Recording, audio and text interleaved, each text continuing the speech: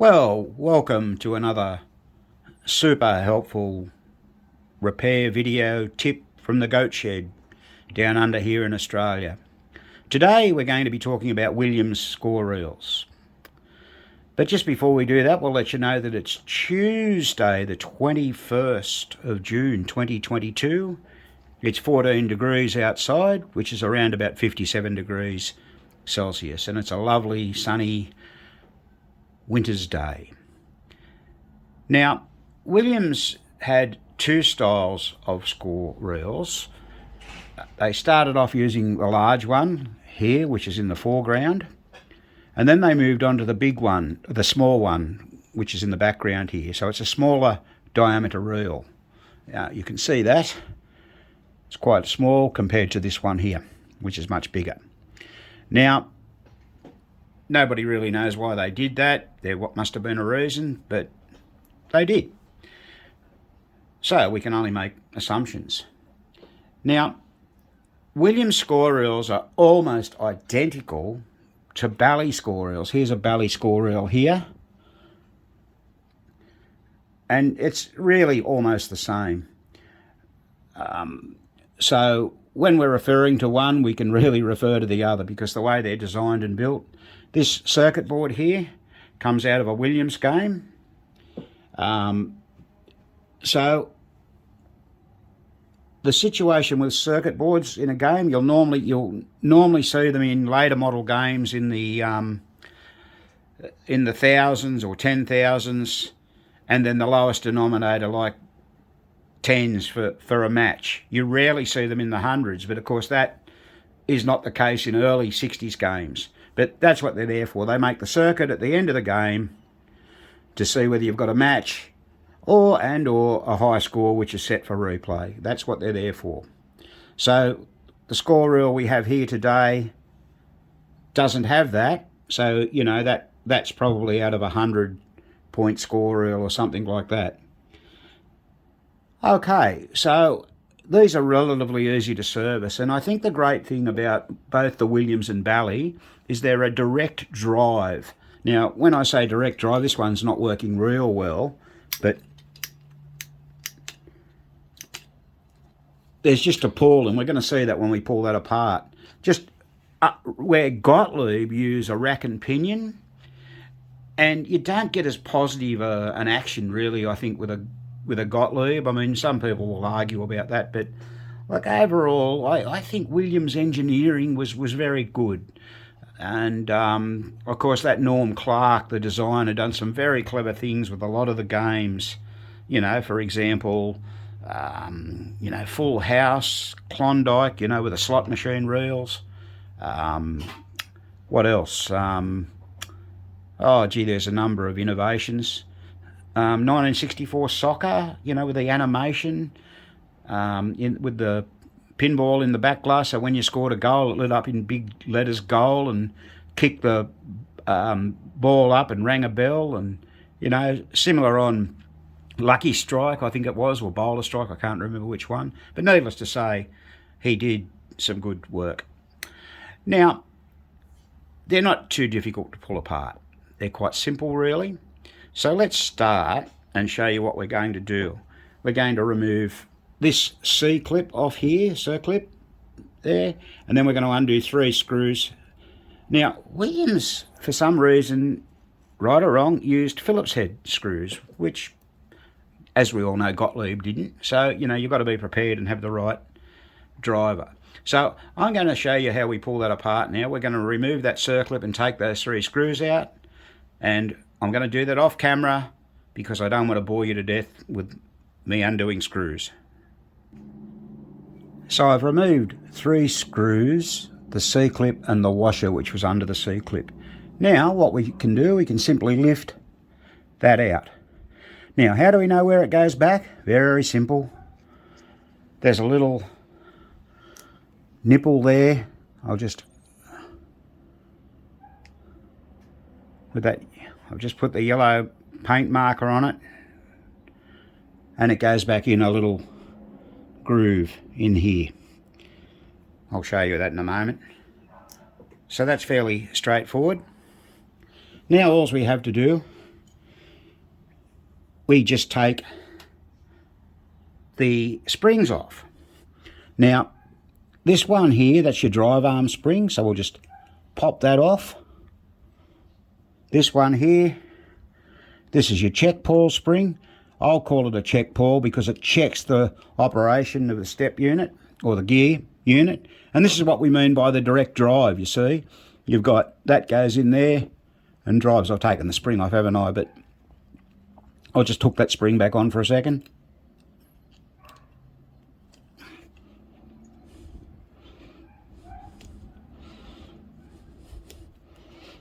Nope, I knew how to do that.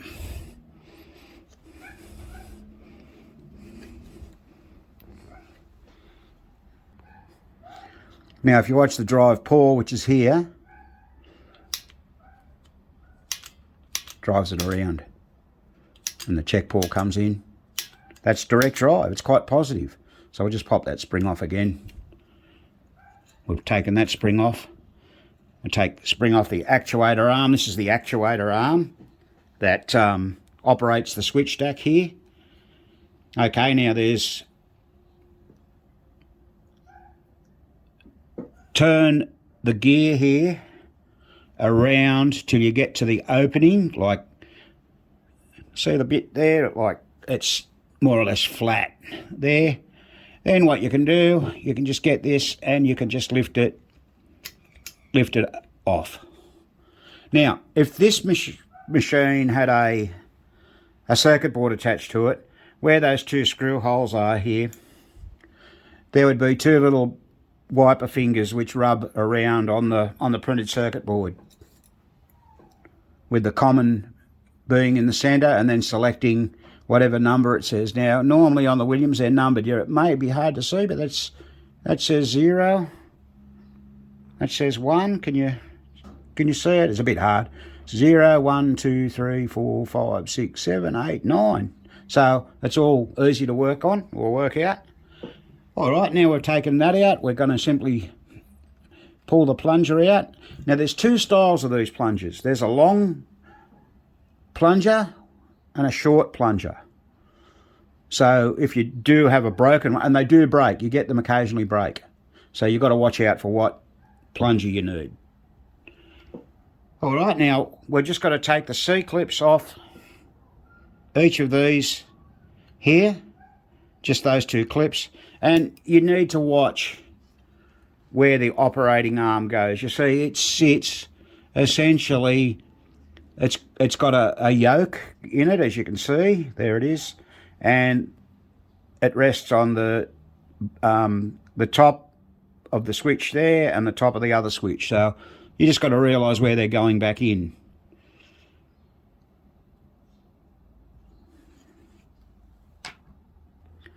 So now we're almost down to the bare frame. That's the screw hole there where the circuit board screws onto. This is your end of stroke switch. Now, the way that works is when the plunger reaches full travel, that's part of a lock-in circuit, and that end of stroke switch is used to break that lock-in circuit of the point relay. So in other words, the 10-point relay pulls in, it's got a lock-in switch on it, and that lock-in switch won't release till this opens. Then it releases it. So it's like an assurance circuit. Pinball machines use lock-in circuits on pop bumpers, score reels, of course, and scoring. So you hit a target on a machine, it doesn't matter what it is, and it scores 50 points. That's going to hold in or lock in till the 50 points has been scored, and in that case the brake would be on the score motor to stop it. The end of stroke would be on the score motor, but that's what it's used for. Now, the other thing you would need to do, you would need to take the coil off, holus bolus, so that's pretty easy to do. And on this one, the coil comes off with just two screws. I've undone them a little bit earlier on. There we go. Undo them. And on this particular one, the switches come off with the coil. So there you go. Put that in there. just take that off there like that, and you've got that little cover that goes on there. And there's your coil. Alright. Now the switches, you'd clean those while you're out. You have, Williams call it the 0 position switch, which is generally this top one. And then they have a 0 position switch, which is the next one down, and that opens at 0. It allows the reset relay or the start relay to remain energised to guarantee that all the drum units are clear. And then, of course, at the 9th position, the other switch is used for carrying over to the next score reel. So we'll clean those switches while we've got all this out. Don't forget to tighten up your switch stacks. That's very important. Make sure they're nice and tight before adjusting your switches. That's a pretty basic pinball rule on all switch stacks. So there's the coil stop in its frame. You can do that a bit of a clean up generally. I'm not going into too much trouble with this just for the purpose of this exercise. So now we're ready to start putting it all back together. We've cleaned all the parts. So let's carry on and do that. Right, now we've reassembled that. Now I've put a little bit of paint in a little dimple that's in that drive gear. That's where the little nipple out of the score reel is going to sit. Now, what we find the easiest way to do that is pull the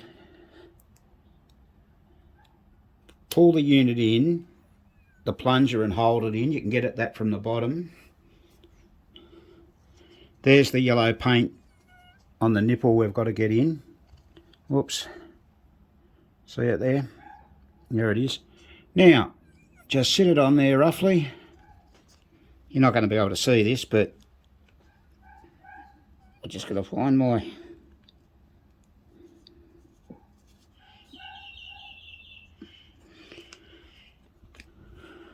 Where is it?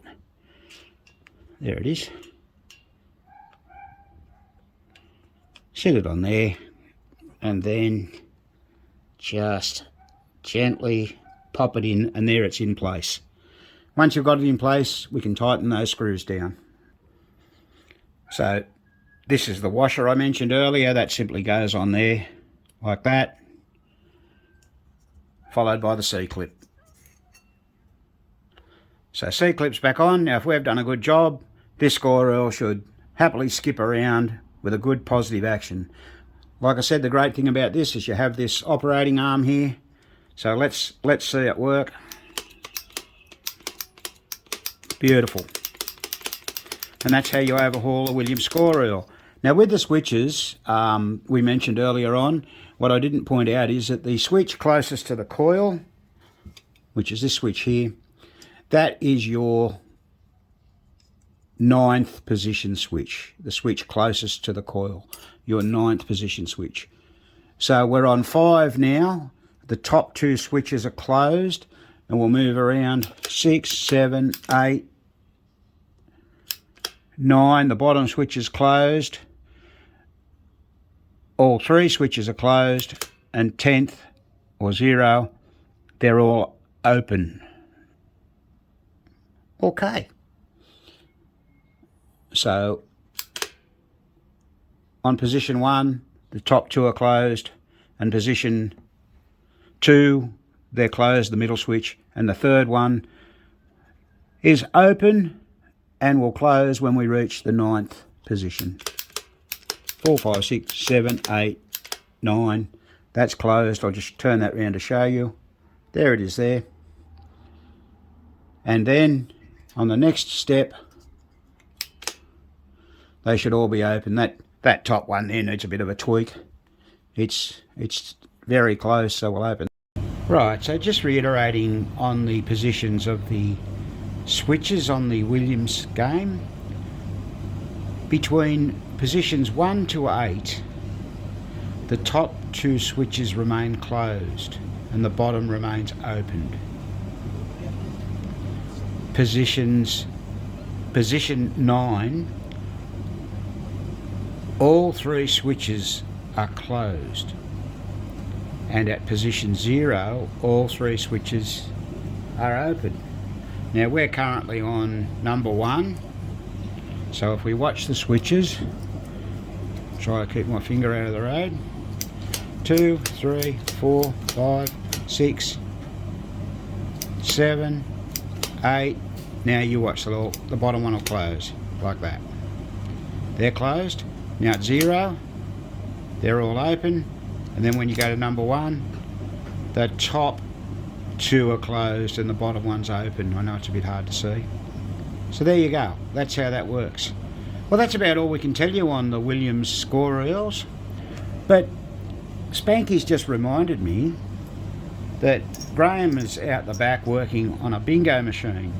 Now, I know a lot of people aren't interested in those, but we just want to show you some of the complexities of these things just for a couple of moments. So if anyone's interested, just bear with us and watch for a moment.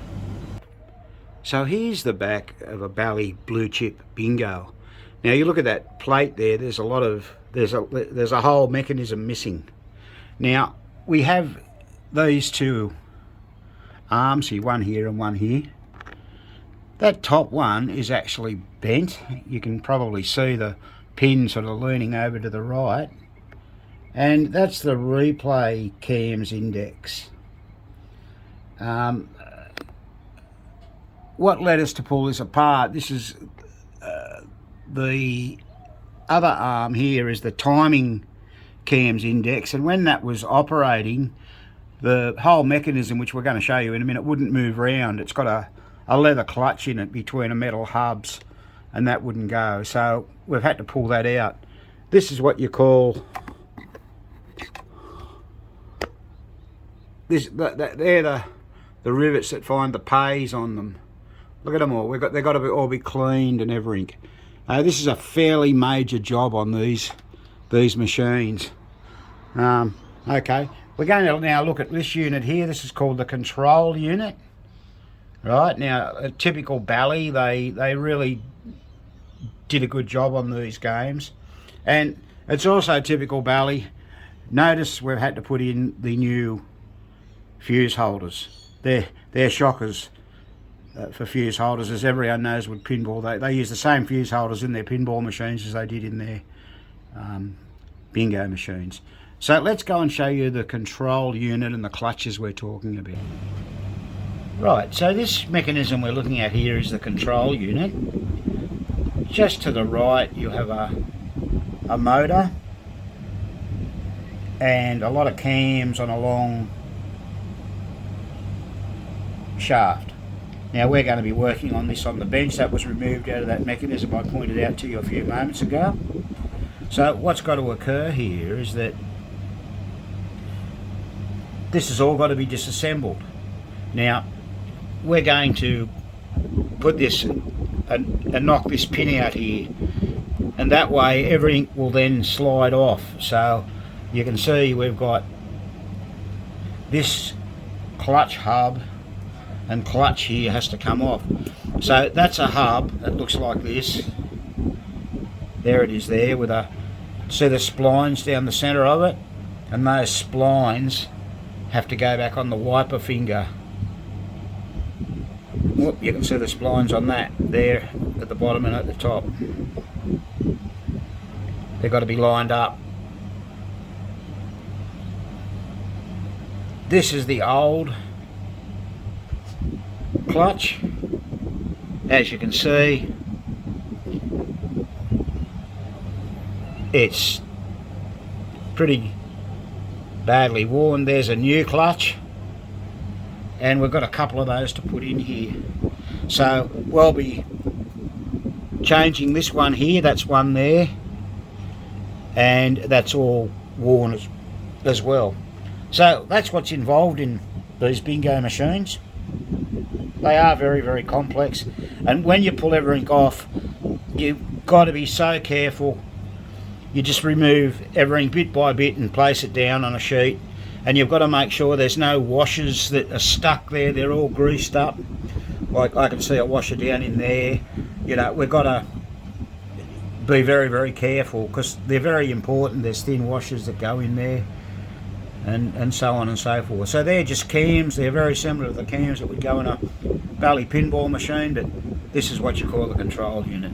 So yeah, for those that you were interested in that, that's fine.